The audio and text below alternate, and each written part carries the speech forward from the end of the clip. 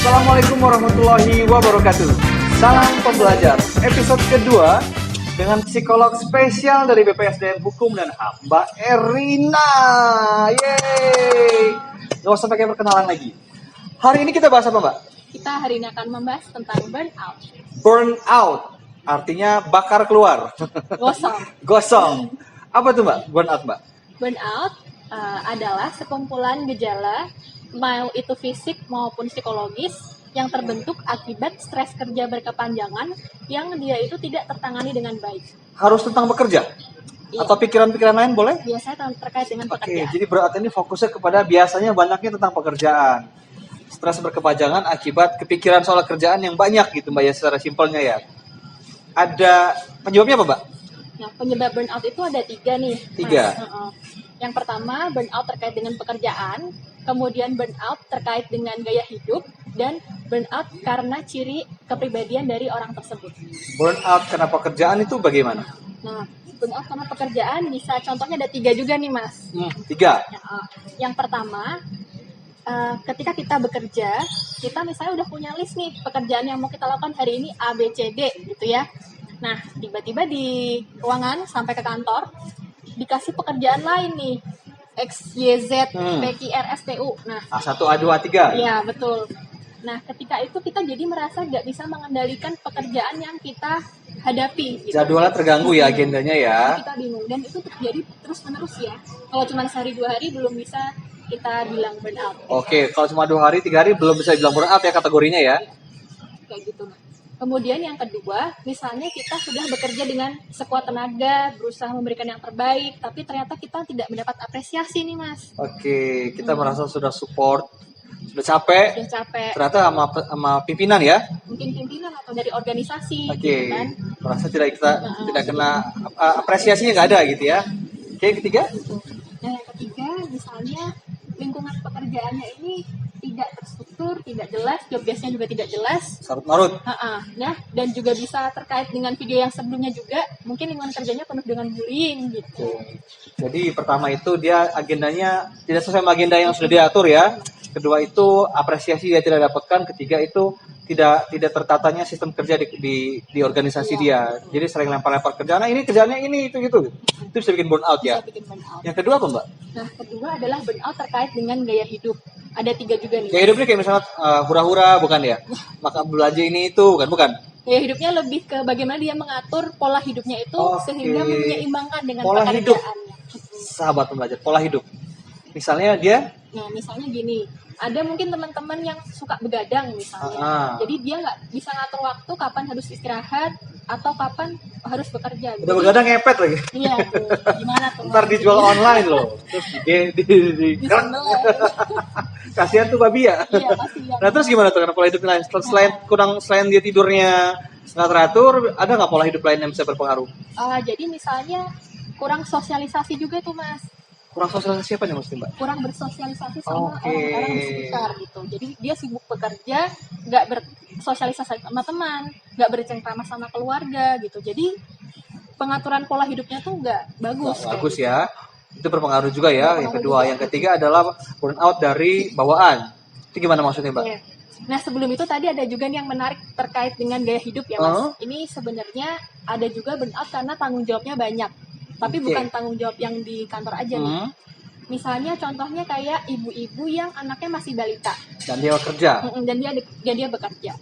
Di kantor kerjanya banyak, ketika dia pulang ke kantor kurang dukungan dari keluarga misalnya. Suaminya marah-marah terus dia masih harus ngurusin anaknya. Dia bisa kebayang ya gimana lelahnya dia harus mengendalikan dirinya. Lelah hati. Itu juga bisa menjadi penyebab burnout. Ya, harus diperhatikan pada suami. Jadi kalau istri udah bekerja jangan terlalu banyak disuruh ini itu di rumah. Harus saling membantu ya. Istri di rumah suruh istirahat aja, pijitin, jangan suruh masak. Nah, terus apa lagi nih, Mbak? Nah, selanjutnya adalah burnout yang terkait dengan ciri kepribadian nih, Mas. Ciri kepribadian ya, bawaan lahir, bukan bawaan lahir ya. Saya salah lagi soal bawaan lahir. Gimana tuh, Mbak? Nah, jadi itu ada nih tipe-tipe orang yang dia ini sangat perfeksionis dan terlalu berdedikasi sama pekerjaan. Jadi dia mungkin kita bisa bilang workaholic kali ya. Workaholic. Jadi dia ini mungkin susah buat mendelegasikan tugas sama orang lain karena dia merasa kurang percaya sama pekerjaan orang lain. Atau mungkin dia tuh kalau targetnya belum selesai, dia nggak mau berhenti bekerja gitu, nggak mau beristirahat kayak gitu. Jadi akibatnya dia burn out sendiri Iya, ya. dia Ditambah mungkin lingkungannya tidak support sama dia.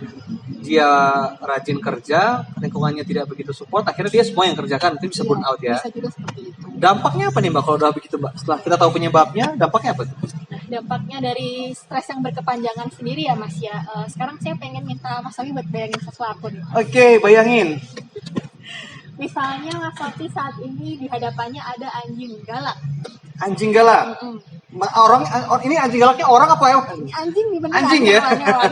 Ini Oke, terus? hewan, anjing galak, dia tuh menyeringai nih ke Mas Sofi. Gimana perasaan Mas Sofi sekarang? Takut dong. Terus secara Was-was. fisik apa yang muncul? Mau kabur. Jantung berdebar-debar. Iya, fisik ya. Apa jantung deg-degan gitu kan? Itu ya. Itu Terus, efek bokeh kayaknya Mbak. nah terus si anjing ini tiba-tiba lari nih ngejar Mas Sofi. Iya. Apa yang dilakukan Mas Sofi? Aku lari. Lari Masa ya. aku kejar balik? Iya. Kami bertemu. Berusaha untuk menghindari kan lari Iya. gitu ya. Nah, saat itu kan pasti perasaannya nggak nyaman ya Mas. Aku takut banget pasti. Takut banget ya. Saat akhirnya Mas Sofi berhasil menghindari si anjing ini, apa yang Mas Sofi rasakan? Lega. Lega, seneng ya. Seneng. Oke. Nah itu kalau stres normal itu kayak gitu Oke. posisinya. Jadi Oke. ada suatu stimulus yang negatif si anjing tadi kita hadapi. Anjing ini bukan berupa mantan kan Mbak?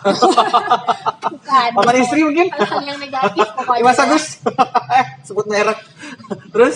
Nah, hal yang negatif tadi itu ketika kita menghadapinya kan akan muncul reaksi fisik yang Iya. tadi ya. Ah, Tapi saat si stimulus ini sudah nggak ada, akan muncul perasaan lega. lega. Nah, Itu stres ya. itu stres yang biasa bisa kita Biasa, hadapi. ya, normal. Nah, burnout adalah stres yang berkepanjangan. Oke. Tadi saya bilang sama Mas Sofi.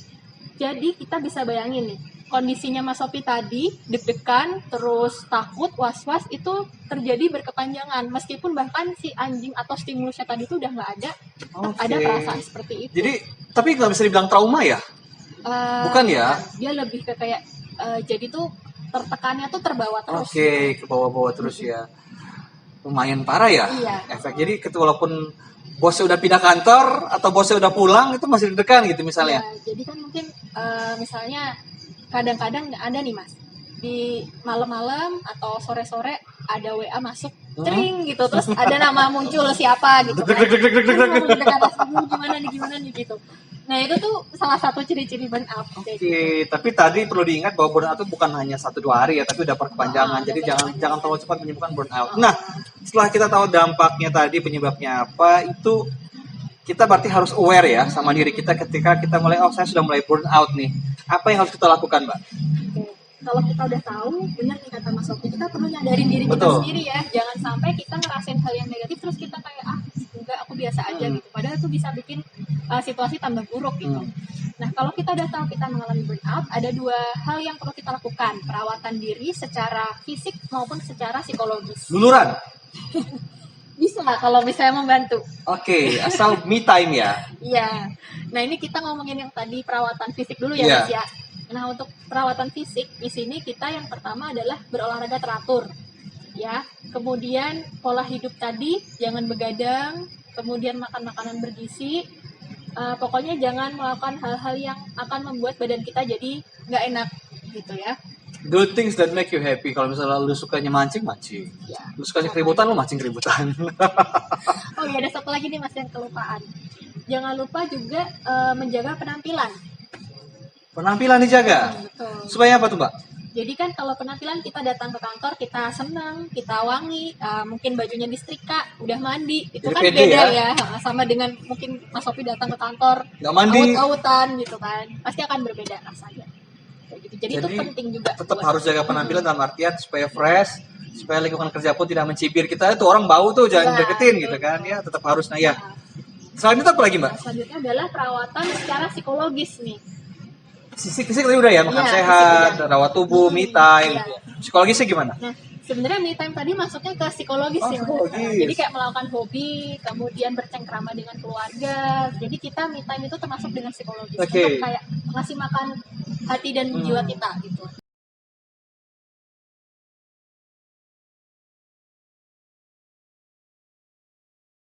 Kita ke psikologis, untuk yang psikologis ini selain me time ada juga terkait dengan detox gadget. HP susah nih ya. Ya ini mah nggak susah, tapi kita perlu nih buat nge-spare waktu. Paling nggak tuh ada waktu-waktu yang seharian itu kita nggak megang gitu emang. Seharian? Ya dalam seharian itu kan kita udah megang nih. Oke, sejam 2 jam ya? Sejam 2 jam. Paling nggak tuh kita memang waktunya istirahat. Jangan scrolling Instagram, jangan Mas scrolling Agus, lu bisa nggak Mas WhatsApp. Agus? Nggak megang HP sama 1 jam? Bisa. Oh bisa. Bisa, Agus. Hebat Mas Agus, emang. Panutan. Iya. Bagus. Betul. Terus? Nah itu kenapa tuh Mas penting? Karena gini, ketika kita scrolling Instagram dan sosial media yang lain, informasi yang masuk tuh kan banyak. Otomatis tuh otak kita bekerja dengan keras. Mikir lagi. Jadi kita perlu buat istirahatnya kalau kayak gitu. Jadi kita perlu buat detox gadget kayak gitu. Apalagi setelah itu Mbak? Nah yang ini saya juga pengen memperkenalkan suatu konsep yang namanya mindfulness nih teman-teman. Mindfulness. Perkata nggak? Mind, pikiran, full, penuh. Nas itu kepenuhan. Nggak, Pikiran nih. kepenuhan. Nah itu kalau misalnya kita nggak bisa ngelola burnout, jadinya pikiran penuh. Penuhan pikiran. Iya. Nah mindfulness di sini tuh bukan itu. Bukan Mas. ya? Apa dong? Jadi mindfulness ini adalah dimana kita bisa menikmati, menyadari, dan merasakan apa yang sedang kita lakukan saat ini. Menikmati dan menyadari apa yang kita lakukan saat ini. Agak sedikit membingungkan. Gimana coba maksudnya Mbak? Gini. Kalau kita bilang konsep tentang ini, kalau sholat kan harus khusyuk ya Mas. Betul. Nah, khusyuk tuh Kalau sholat nggak? apa? Khusyuk kan kita berarti bisa sholat nggak mikirin yang lain gitu kan, bisa menikmati setiap gerakan sholat kita gitu kan. Nah itu mungkin bisa jadi seperti itu gitu. Jadi saat kita melakukan sesuatu hal, bekerja misalnya, kita fokus sama pekerjaan gitu. Jadi nggak mikirin, aduh jemuran di rumah belum diambil nih. Aduh tagihan belum dibayar. Iya, gitu. jadi nggak mikirin itu, kita fokus sama pekerjaan kita. Begitu juga saat kita sedang istirahat, kita fokus sama istirahat kita. Makan, tidur gitu ya. Betul. Walaupun tidak bisa sepenuhnya dilaksanakan, mungkin dicoba sedikit demi sedikit ya. Iya. Ada latihannya nih Mas. Oh, ada latihan. Nah, Hebat juga ya. jadi bisa dipraktekin deh ya kalau misalnya kepengen. Namanya mindful breathing. Ini gampang banget teman-teman. Mindful breathing. Jadi silakan teman-teman tarik nafas panjang, terus hembus lewat mulut. Seperti itu. Jadi saat narik nafas panjang, hembuskan lewat mulut, teman-teman bisa menikmati dan merasakan setiap oksigen yang masuk nih ke dalam hidung, ke paru-paru. Pokoknya dinikmatin gitu. Jadi saat misalnya perasaannya muncul nggak nyaman gitu kan, bisa mulai seperti itu. Tapi napasnya jangan depan orang ya. Oh iya, ini lagi COVID jadi Oh, jangan begitu. muter. Puasa lagi lu. Covid kagak bau Nah kayak gitu. Nah gini, ketika kita lagi bernapas, kadang-kadang tuh akan muncul nih Mas pikiran-pikiran yang seliwer kayak gitu kan. Nah nggak perlu diusir gitu kayak, aduh jangan mikirin ini, nggak usah digituin. Cukup teman-teman menyadari, oh aku memikirkan hal ini gitu. Oh aku kepikiran jemuranku di rumah gitu kan. Oh oke, aku udah tahu aku kepikiran jemuranku di rumah. Sekarang saatnya balik lagi ke proses pernafasan gitu. Jadi kita kasih jarak sama Tidak perlu apa yang deny ya.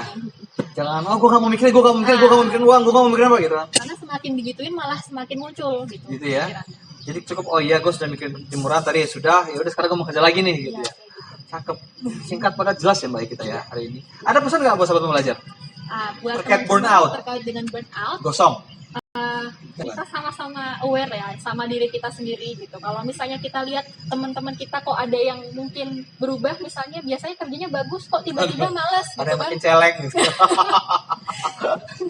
Nah jadi kita perlu aware nih sama teman-teman kita di sekitar gitu. Kalau Iya. memang ada yang butuh bantuan, kita bantuin. Kalau misalnya ada yang merasa kerepotan, mungkin bisa kita tanyain gitu kan. Bisa kita ajak buat cerita gitu. Nah, kalau misalnya teman-teman sudah melakukan tadi langkah-langkah self-care atau perawatan diri yang dilakukan, tapi masih merasa burnout, masih ngerasa stres, jangan ragu-ragu buat konsultasi ke psikolog ya, teman-teman. Psikolog, atau kalaupun misalnya sahabat pembelajar di BPSDM Kumham, ada yang mau ditanyakan soal psikologis, bisa lah mampir-mampir ke ruangan Mbak Erin. Nah, Tuh. atau nanti ada sebuah program inovasi berupa layanan psikolog konsultasi gratis dari Mbak Erina kepada kita nggak Nah, kira-kira? ini nanti akan ada spoiler gitu. Spoiler. Nanti Jadi, kita tunggu aja ya. tapi hanya untuk yang di kita aja apa buat luar juga? Kalau ini mungkin masih fokus yang di sini. Siapa tahu yang di luar yang stres, yang dalam enggak gitu kan. Oke, sahabat pembelajar, di episode yang kita lumayan pendek ini, tapi kita harap tetap bermanfaat, tetap fokus pada materi, dan semoga berefek pada sahabat pembelajar yang mungkin saat ini sedang mengalami atau tanpa sadar sedang mengalami burnout. Teman-teman, atas perhatiannya, semoga bermanfaat semua yang kita bicarakan pada kali ini, kesempatan kali ini. Terima kasih juga sama Mas Sofi karena udah memberikan kesempatan kepada saya lagi.